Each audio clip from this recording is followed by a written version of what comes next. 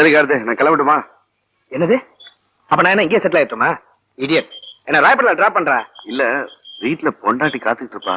பொண்டாட்டியா? என்ன இருக்க விடுறதுல உனக்கு இவ்வளவு கஷ்டமா?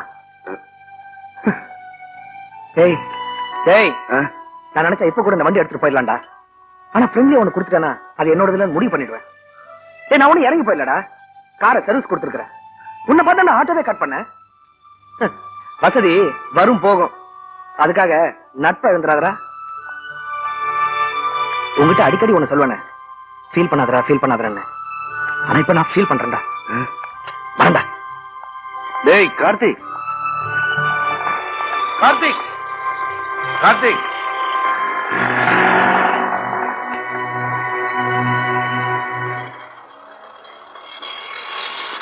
பாட்டி ஆயிடுச்சு.